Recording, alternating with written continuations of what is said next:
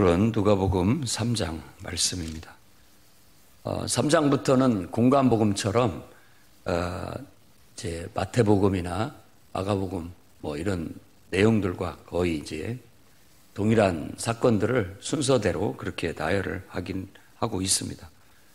특별한 것은 마태복음에는 1장에 예수님의 족보가 나타나 있는데 여기에서는 누가가 예수님의 이제 족보를 쭉 나열을 하는데 조금 다릅니다. 그것은 후에 설명을 드리도록 하겠습니다. 누가의 관점은 항상 로마의 황제에 초점이 있다고 해서 오늘은 디베르 황제, 그러니까 두 번째 황제입니다. 그가 15년 통치하고 있을 때 본디오 빌라도가, 우리가 잘 알고 있는 본디오 빌라도가 그때 유대 총독으로 왔다. 그리고 헤롯에는 갈릴리의 헤롯이라는 왕이 갈릴리의 분봉왕으로 있었고, 그 다음에 똑같이 헤롯 집안입니다. 빌립이라고 하는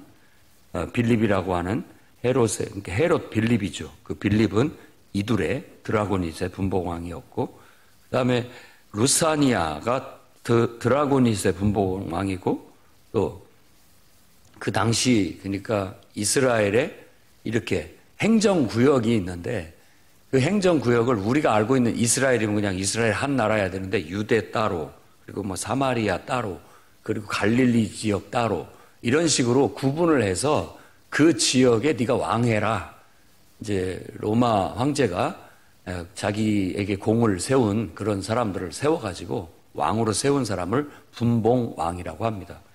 이스라엘의 왕은 다윗의 후손 혈통이어야 되는데 그렇지 않았죠.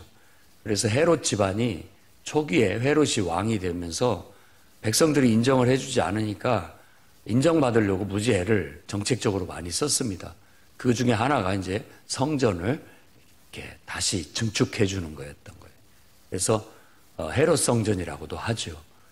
성전을 아주 더 이렇게 공을 들여서 잘해주면 이스라엘 사람들은 예루살렘 성전 하면 완전히 신처럼 여기니까 자기를 호의적으로 대할 것이다 해서 그렇게 했던 왕이기도 합니다. 그런 식으로 지역을, 그러니까 유대 지역을 맡아서 다스리는 왕이 헤롯, 그리고 또 이두레나 이런 또 북쪽에 그쪽을 북동쪽을 맡아서 하는 사람 빌립, 이렇게 나누어서 다스리고 있을 때, 그때 요한이 광야에서 하나님의 말씀을 받고 비로소 예언하기 시작했다. 설교하기 시작했다. 전파하기 시작했다라고 그렇게 말합니다. 그 요한의 말씀 선포의 주된 내용은 죄사함을 얻게 하는 회개의 세례를 전파했다는 겁니다. 그러니까 백성들을 회개시키는 일, 여기서 가장 강조점은 회개시키는 겁니다. 자신의 죄를 회개하고 그 죄를 씻는 의미로 나와서 요단강에서 침례, 그 세례를 받게 했던 겁니다. 다시 한번 얘기 드리지만 우리 성경에 세례라고 번역된 것은 그 죄를 씻는다 라는 그런 의미를 강조하기 위한 번역입니다. 그러니까 의미를 강조한 번역이 세례입니다. 씻을 세자에다 죄를 씻는다라는 그런 의미로 씻는 의식이라 이렇게 말하는 것이고, 이제 여기 다 제 성경에도 그렇게 밑에 각주를 달아가지고 밑에 침례라고도 번역이 가능하다라고 그렇게 얘기하는 것은 물에 잠긴다라는 걸 강조하는 겁니다. 그 당시에 원래 침례는 방에 가서 물에 몸을 담금으로써 그 사람을 마치 노아의 홍수 때 죄인들이 물속에 죽고 이제 홍수 이후 노아를 통해서 다시 새롭게 세상이 시작된 것처럼 그런 상징적인 의미를 갖는 겁니다. 그래서 베드로 후서 보면은 그 물을 노아의 홍수의 물로 말하고 바로 우리의 죄를 씻는, 그래서 우리가 육체를 깨끗게 하는 게 아니라 우리 영혼이 하나님을 찾아가는 것이다 라는 그런 의미로 해석을 하기도 합니다. 그리고 사도 바울 같은 경우는 이 세례가 이제 예수를 믿는 믿음 안에서 받는 세례는 바로 우리가 예수님과 함께 십자가에 못 박혀 죽는 의미, 그리고 함께 무덤에 장사 지내는 의미를 갖고 있다. 그러니까 무덤이라는 것은 죽은 것을 확증 짓는 것이 무덤이잖아요. 그러니까 우리 옛사람이 완전히 죽은 것이다.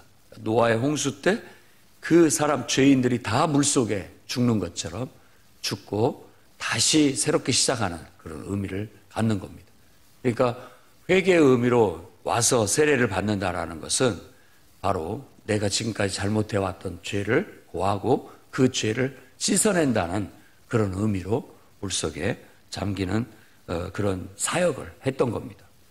그래서 이 요한이 한 이 회개의 세례가 이제 사도행전에도 나타나지만 이 요한의 세례만 알 뿐이더라. 사도행전 19장에 보면 요한의 세례만 알고 있던 사람들을 예수께서 예수님에 대해서 다시 가르치고 예수님을 믿는 믿음 안에서 다시 세례를 받게 했던 그런 사례가 나타납니다. 그러니까 요한의 세례는 그저 죄를 회개한 의미를 갖지만 예수를 믿는 믿음 안에서의 세례를 받아야 결국은 예수님 안에서 진짜 죄사함을 받고 내가 죽고 다시 태어날 수 있는 하나님의 자녀가 될 수 있는 그런 은혜를 입게 된다라는 겁니다. 누구의 이름으로 받느냐? 이름을 이렇게 나열하는 것도 중요하지만 예수님을 믿는 믿음을 고백하고 그 믿음 안에서 내가 침례를 받아 예수님과 연합해 함께 죽고 다시 태어나는 것이 훨씬 더 중요한 문제라는 걸 알 수 있습니다. 그래서 요한의 이 세례를 주는 사역이 결국은 예수의 복음을 전하는 그 사도들의 사역 속에서도 아주 중요한 상징적인 의식으로 복음에 순종하는 사람들의 하나의 표지로 나타납니다. 그래서 마가복음도 우리가 끝에 봤지만 온 천하에 복음을 가서 전파해라. 믿고 세례를 받는 사람은 구원을 받을 것이요 라고 그렇게 말합니다. 그러니까 믿음과 세례를 받는 행위를 연결시키고 있는 거예요. 내가 예수님을 믿는다라는 고백으로서 세례를 받기 때문에 그러니까 세례를 안 받는 것은 내가 예수님을 진정으로 믿는다라는 그런 고백이 부족하다는 것이 되는 겁니다. 누누이 말하지만 우리가 믿는다라고 마음으로 믿는 것을 우리의 말이나 행동으로 고백할 때 믿음이 완성되는 겁니다. 행함이 없는 믿음은 죽은 거예요.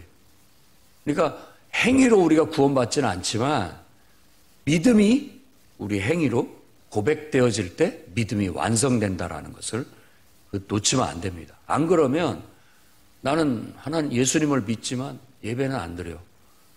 그 말도 안 되는 그 말장난일 거예요. 그러니까 적어도 마음속에 예수님에 대한 긍정적인 마음은 갖고 있지만 아무튼 교회라는 건물이 싫거나 그 속에 있는 사람들이 싫거나 아무튼 뭐 그걸로 인해 상처를 받았거나 해서 거기까지는 나는 가지 못한다. 어떤 의미를 담고 있다라는 것은 이해를 하지만 믿음은 진짜 믿음은 사람을 보지 않고 환경을 보지 않고 오로지 하나님을 믿는 믿음, 예수 그리스도를 믿고 따르는 순종하는 믿음의 행위가 바로 믿음이기 때문에 그 자체가 나는 지금 온전치 못한 죽은 믿음에 속해 있습니다 라고 말하는 거나 똑같은 거예요. 죽은 믿음을 갖고 있는 거예요. 능력 없는 믿음, 아무런 효력도 나타나지 않는 그저 믿음의 반쪽짜리, 온전치 못한 그런 믿음을 갖고 있는 겁니다. 심지어 교회를 간간히 출석하는 사람들도 마찬가지입니다. 그들도 정말 온전히 하나님을 바라보고 하나님 말씀을 쫓아서 나아가야 되는데 그러지 못하고 항상 자기가 앞서고 자기 생각이 자기가 너무나 꽉 차서 하나님이 들어올 자리가 없는 거와 같은 거예요. 그러니 어떻게 하나님을 온전히 믿는다라고 말할 수 있겠습니까? 물론 같은 사람들끼리 서로를 판단하는 것은 썩 옳지 못합니다. 하나님께서 그것을 책망하라고 내게 감동을 주셨을 때만 그 사람에게 말해야 됩니다. 그냥 대놓고 맨날 그런 신앙들을 비판하는 그것도 하나님이 우리에게 말씀하시고 감동을 주셨을 때만 해야 됩니다. 그 영혼을 깨우치기 위해서. 그 영혼이 달라들고 오히려 삿대질을 하고 욕을 한다 할지라도 하나님이 해라고 했기 때문에 그 말을 한다라고 하나님께 순종하는 마음으로 하면 되는 겁니다. 욕을 먹어도 그건 나는 하나님 보고 하는 것이지 사람 보고 하는 것도 아니고 뭐 누구한테 내가 인정받으려고 하는 것도 아니고 그냥 하나님 말씀에 순종해서 하는 거기 때문에 욕을 먹든 칭찬을 받든 뭐 아무튼 그건 중요한 문제가 아닙니다. 그냥 순종해서 하면 되는 겁니다. 그래서 그 영혼 한 영혼이 그 하나님의 말씀을 듣고 나를 통해서 전달되어진 하나님 말씀을 듣고 바로 설 수만 있다면 깨우칠 수만 있다면 한 영혼을 얻는 것과 같다라고 그렇게 성경은 말하고 있어요. 그러니까 이 요한의 사역은 굉장히 아주 훌륭한 중요한 사역입니다. 요한이 그냥 자기가 사람들을 좀 회개 좀 시켜야 되겠다가 아니라 하나님으로부터 그 말씀이 주어졌고 하나님이 주신 사명이라는 것, 이게 중요한 포인트예요. 우리가 그냥 나도 좀 봉사 좀 해볼까? 나도 좀 교회 일 좀 해볼까? 그게 지금 내가 그런 마음을 갖고 있다라는 것은 내가 하는 것이 돼버리는 것이에요. 그게 아니라 기도하는데 하나님께서 내게 감동을 주셨고, 아니 하나님께서 기도하고 예배하는데 하나님이 주의 종을 통해서 내게 그러한 권면을 받았고 또 말씀을 주셨다라고 생각했을 때 우리가 그걸 하나님의 말씀으로 받고 하나님께서 나에게 이걸 이렇게 하라고 하시는구나 라는 그걸로 받아들여서 그렇게 내가 행동할 때 그게 바로 믿음으로 하는 주의 일이 되는 겁니다. 그러니까 이게 정확해야 돼요. 이게 흐지부지 되면 이건 사람 일 같기도 하고 하나님 일 같기도 하고 이게 모호하게 됩니다. 하나님의 일을 하면서도 사람 일 하는 것처럼 하게 되는 그런 것들은 이게 흐지부지하기 때문에 그렇습니다. 이걸 명료하게 해야 돼요. 여러분이 뭐 직분을 갖든 어떤 주 안에서 봉사를 하든 교회 안에서 봉사를 하든 어떤 일을 하든 하나님께로부터 응답을 받아서 하나님이 주신 말씀을 받아서 하나님께서 내게 이걸 말씀하시니까 내가 하나님 말씀을 붙잡고 그 말씀에 순종해서 하는 것이 돼야 주의 일이 되고 그게 바로 사역이 되는 거예요. 이게 뭐하면 여러분 자신의 의를 드러내려고 하는 것밖에 안 되는 경우가 많습니다. 나 이런 사람이야. 이거 나타내는 것밖에 안 된다고요. 그걸 빨리 이렇게 더 성숙시켜야 됩니다. 빨리 예수 그리스도로 옷 입히고 바꿔나가셔야 우리의 신앙이 하나님 앞에 온전히 드려지는 것들이 될 수 있지. 그렇지 않으면 사람의 일이 되는 거예요. 근데 이렇게 하면서도 순간순간 헷갈릴 때도 있습니다. 그러니까 기도해야 돼요. 헷갈릴 때가 이게 정말 하나님께서 내게 시키신 일이 맞는가? 이거에 대한 의문은 정말 아주 신령한 목회자뿐만 아니라 신령하고 기도 많이 한 성도들도 누누이 느끼는 바예요. 왜냐하면 일을 하다 보면 뭔가 하나님이 나를 통해서 일하시면 이게 이렇게 될 일이 없을 텐데 어떤 이제 자꾸만 나타나는 결과라든지 또 어떤 반응들 이런 것들을 보면서 이거 아닌가 봐. 하나님의 뜻이 아닌가 봐. 하나님이 내게 주신 말씀이 아닌가 봐. 자꾸 의심이 들게 되는 경우가 있습니다. 이럴 때 우리가 기도를 해서 하나님 말씀을 똑바로 붙잡고 명확하게 말씀대로 밀고 나가고 끝까지 순종해서 이겨내야만 열매가 나타납니다. 이게 그냥 한 번 정도 어제 다니엘 기도회에서 말씀도 시험한다고 그렇게 얘기하는데 이게 믿음인지 아닌지 하나님도 우리를 시험해 보는 겁니다. 나를 사랑하는 건지 내 말대로 어떤 어려움이 있어도 순종하는지 아닌지 보기 위한 거예요. 시험한다는 단어는 다른 말로 번역도 가능한데 입증해라 이런 뜻입니다. 네 믿음을 입증해라. 그러니까 네 실력을 입증해라. 이걸 보여줘라 하는 어떤 하나님의 요구인 것이죠. 그래서 잠깐 그런 테스트를 해보는 겁니다. 진짜 믿음인지 아니면 인간의 생각으로 하고 있는 건지, 자기 능력을 힘입어서 자기 힘으로 하는 건지, 하나님을 붙잡고 하나님의 영광을 위해 하나님 말씀에 순종해서 그분의 역사, 그분의 사역을 하는지 보는 겁니다. 요한의 사역은 바로 광야에 외치는 자의 소리라고 이사야가 예언한 그 예언대로, 이사야 40장에 예언한 대로 그는 바로 주의 길을, 하나님의 사역의 길을 예비하는, 마치 그리스도, 온 세상을 구원하러 오신 예수님의 사역의 그 앞에서 그의 길을 예비하는 사역을 하는 걸로 그 의미를 해석하고 있습니다. 우리가 주인공이 아니래도 괜찮습니다. 우리는 그저 뒷받침만 해주는, 준비하는 사역을 해도 하나님 앞에 쓰임 받을 수 있다는 것이 너무나 기쁘고 감사한 거예요. 누가복음을 쭉 읽어보십시오.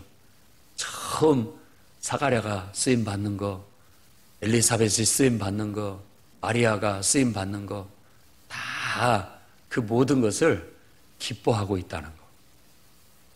하나님 앞에 어느 모양으로 쓰임을 받든지 하나님께서 나를 사용하셨다라는 것 때문에 우리는 기뻐하고 감사해야 돼요. 그것이 축복이니까. 그게 은혜니까. 그러지 못하는 것이 우리의 인생의 수치니까.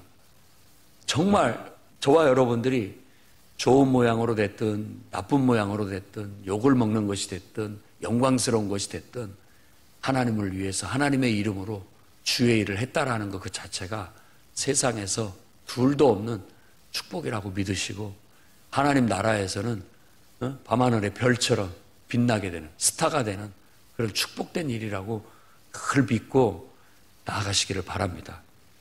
광야라는 그 말 자체가 척박함, 고통, 이런 것들을 다 암시합니다.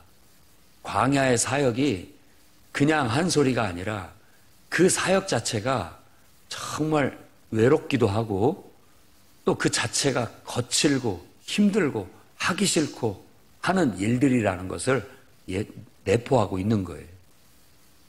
여러분들 주의 일이라는 게 꽃길만 있는 게 아닙니다. 다 광야 같은 곳에서 때로는 외롭고 때로는 거칠고 때로는 정말 그 속에서 여러 가지 고통스럽고 하기 싫고 힘들고 하는 것들을 다 겪는 거예요. 그러니까 주님이 만만히 생각하지 말고 마음 가고 단단히 하고 나를 따르라. 이 십자가 똑바로 지고 나를 따라야 내 제자가 될 수 있다. 이미 그 속에 주의 일을 한다라는 것 자체가 하나님 말씀을 있는 그대로 순종하고 실천해내는 일이 얼마나 무겁고 힘들고 때로는 고통스러운지를 우리에게 말해주고 있는 거예요. 하지만 그게 좀 힘들어도요, 그게 좀 거칠어도요, 그것보다 더 행복하고 그것보다 더 제대로 했을 때 그것보다 더 축복된 일은 세상에 없어요. 그것을 한번 경험한 사람들은 세상 일을 못합니다. 세상 일 못해요. 그러니까 그 마라나타 선교사 같은 사람의 간증 속에서도 아무리 연봉을 많이 줘도 세상 일 못하는 거예요. 정말 하나님 말씀대로 하나님 말씀을 순종하는 것이 아니면 마음속에 진짜 기쁨이 없고 진짜 하나님의 능력을 몰라요. 그러니까 재미가 없어요. 아무 재미가 없어요. 그런데 예배하고 말씀 가르치고 사람들을 전도하고 복음 전하고 가르치고 같이 기도하고 같이 울고 한 영혼이라도 구원받아서 그 영혼이 기뻐하는 걸 보면 그런 고생이 어디 있습니까? 싹 사라지고 그 사람들과 함께하는 그 자체가 기쁨이 된다라는 그의 간증은 정말 깊이 공감할 수 있는 바고, 이 세례를 주는 사역을 하는 사도 바울도 바로 그와 같은 기쁨을 광야에서 느끼고 있었다고 볼 수 있습니다. 백성들이, 많은 사람들이 나와서 그 앞에 자신의 죄를 회개하기를 바라고 침례받기를 원했습니다. 많은 사람들이 오는데 그 중에는 다 순수한 마음으로 그렇게 회개하는 마음으로 오는 것이 아니라 일부는 바로 저놈이 도대체 뭔 짓을 하느냐, 그거 살펴보려고 온 사람들이 있었습니다. 그들을 향해서 너희가 아브라함의 자손이라고 속으로 생각하고 있지 말고 회개에 합당한 열매를 맺어라. 그런 메시지를 전파하게 된 겁니다. 좋은 열매를 맺지 않은 나무마다 찍혀 불에 던져진다. 도끼가 이미 나무불에 놓여 있다. 영적 실제를 못 보고 있는 거예요. 자신이 지금 좋은 열매를 맺지 못하고 있는 자기 자신을 깨닫지 못하고 있는 거예요. 이미 도끼가 자기의 앞에 놓여져 있는데도 그걸 못 보는 거예요. 그러니까 그것을 깨우치는 일이 얼마나 중요한 일인지 말하고 있는 것이고, 또 정말 그것을 모르고 있다라는 것이 얼마나 안타까운 일인지도 우리가 알아야 되는 겁니다. 그리고 그것을 깨우치는 것이 쉽지 않은 거예요. 욕먹는 일이고, 결국 그와 같이 모든 사람들이 좋은 열매 맺지 못하고 있는 것들을 깨우치고 그의 죄를 지적하고 회개해서 돌이키라고 했는데, 요한의 사역과 설교와 그의 사역의 결과는 결국은 미움을 받아서 목이 떨어지는 그런 결과가 오게 됐던 겁니다. 헤롯 왕도 왕은 뭐냐? 너도 회개해야 된다. 정말 동생의 어떻게 부인을 네가 취할 수 있느냐라고 그 죄를 지적하자 그 심한 놈 해가지고 결국은 죽임을 감옥에 갇혔다가 목이 떨어지는 결과를 가져오게 되었다는 거예요. 자, 그런다 할지라도 우리는 할 말을 해야 되는 겁니다. 하나님 말씀을 전하는 게 사명이에요. 사람들이 싫어하고 반응이 나쁘고 또 여러분 욕을 먹어도 우리가 해야 할 일은 하나님의 말씀에 순종하는 것이고 하나님이 외치라는 말을 외치는 것이고 전하는 것이라는 거, 이걸 잊지 말아야 됩니다. 여러분들이 이걸 터득하고 하나님과 이렇게 싱크로율이 탁 높아지면 그때 능력이 나타납니다. 말의 권세가 나타나요. 말의 권세가. 그게 능력이 돼서 나타나기 시작하는 겁니다. 그런데 내가 완전히 하나님 말씀에 이렇게 탁 싱크로율 높게 합쳐지지가 못하고 그냥 내 생각으로 하나님의 말씀을 희석시키고 자꾸만 내가 하나님의 말씀을 뭔가 부족한 것 같다고 막 포장해서 이렇게 말하고 이러면은 말의 권세가 약화됩니다. 물탄 포도주 같아요. 물탄 음료수 같다고요. 그러니까 이 맛도 아니고 저 맛도 아니고 능력이 안 나타나요. 성경을 쭉 봤을 때 위대한 설교자, 위대한 선지자들은 다 아주 노골적인 표현과 있는 그대로의 하나님의 말씀을 가감없이 외쳐요. 그러다 보니까 이게 좌우의 날선 검 같아갖고 심령 골수를 찔러 쪼갭니다. 두 가지 반응이 나타나요. 어떤 사람은 그 말씀에 완전히 거꾸로라도 회개하는 거고, 그렇지 않은 사람은 되려 해코지를 하고 잡아서 감옥에 가두거나 죽이거나. 그래서 선지자들의 대부분은 다 그렇게 미움을 받고 돌맞아 죽거나 목이 잘려 죽거나 이런 죽는 일들이 많았다라는 겁니다. 한번 잘 생각해 보십시오. 정말 하나님 말씀에 딱 붙어서 하나님 말씀대로 순종해 나가는 것이 뭔지, 정말 내가 하나님 말씀보다 더 의롭고 더 내가 더 선하고 더 내가 바른 채를 하고 있지는 않은지 늘 그걸 반성을 합니다. 내가 태생적으로 또 성격적으로 여러 가지 면에 있어서 자기 의에 빠져가지고 하나님 말씀을 그대로 전하지를 못하는 경우들이 있다라는 것이, 하나님께서 이렇게 깨우쳐 주실 때마다 항상 하나님 앞에 내가 낮아질 수밖에 없습니다.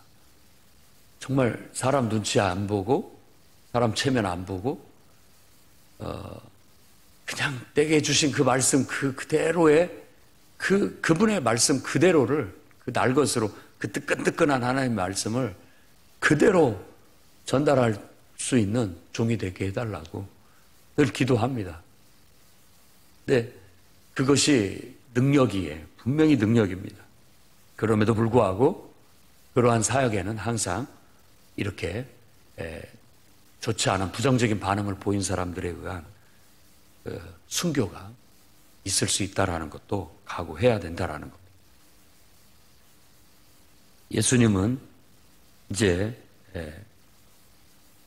사도 요한의 사역의 준비로 인하여 야, 너희가 나를 그리스도라고 생각하지만 내가 아니다. 그분은 내 뒤에 오실 것인데 나는 그분 신발끈 매기도 감당하지 못할 만큼 그분은 존귀하신 분이다. 그가 나보다 능력이 더 훨씬 많으신데 그분이 오시면 성령과 불로 너희에게 세례, 침례를 베풀 것이다.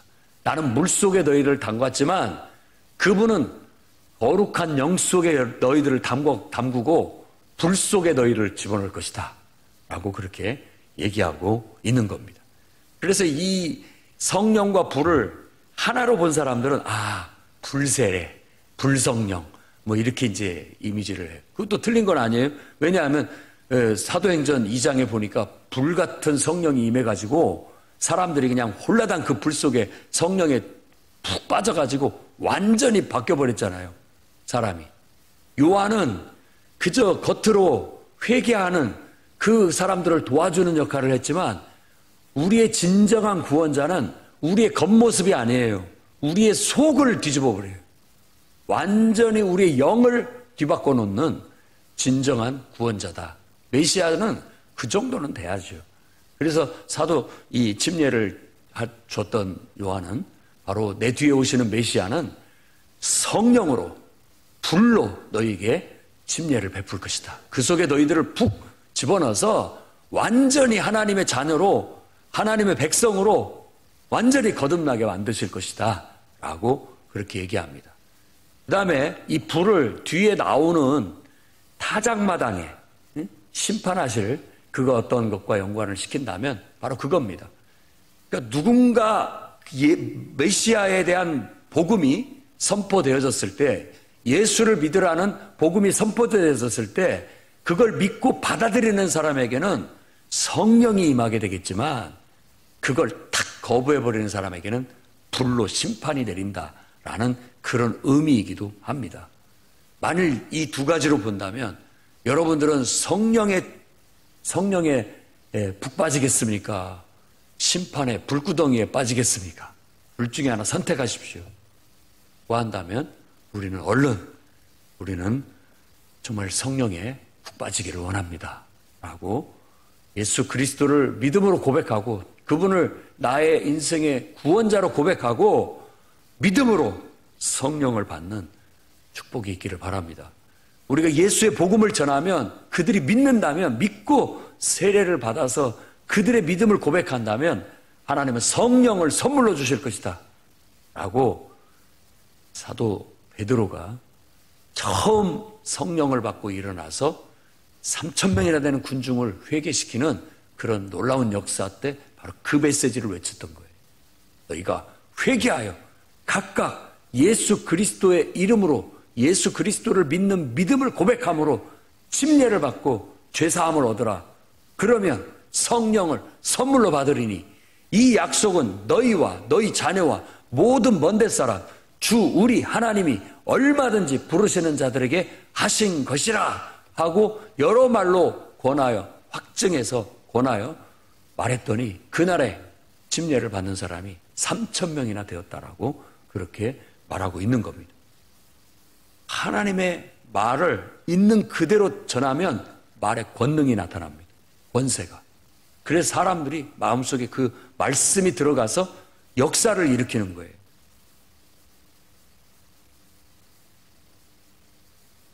예수님도 침례 요한에게 세례를 받고 이제 나오셔서 기도하실 때 하늘이 열리고 바로 성령이 강림했다라고 그렇게 얘기합니다. 다른 성경에는 비둘기같이 성령이 임했다라고 그렇게 얘기하고 있습니다. 비둘기는 새 소식을 전하는 상징적인 새입니다. 왜? 노아의 홍수 때 새 잎사귀를 물고 온 새가 이 비둘기여가지고 그래서 그게 상징으로 평화의 상징이 되는 겁니다.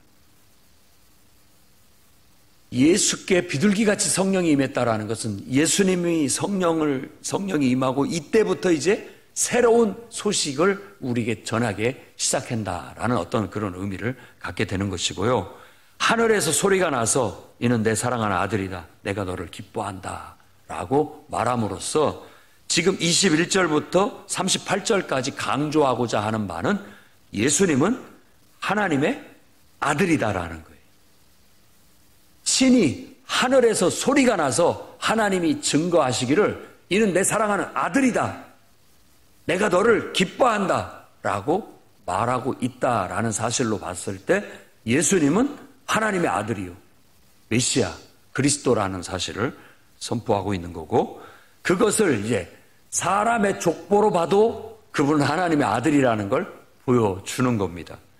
그래서 이 족보가 이제 쭉 그의 아버지 요셉부터 시작해서 이렇게 위로 쭉 올라가는데 낯선 이름들이 쭉 나와요. 그러다가 익숙한 이름이 이제 스룹바벨, 스알디엘. 이 사람들은 우리가 역사서에 구약 성경에 볼 수 있는 이름이에요.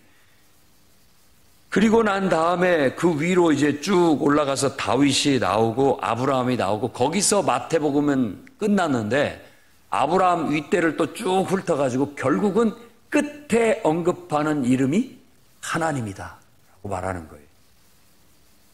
그러니까 육신의 혈통을 봤을 때 아브라함의 후손이요 다윗의 혈통이라는 걸 말하고 있지만 결국은 하나님의 아들이다라는 것을 하나님을 언급함으로써 설명하고자 하는 바가 있고요.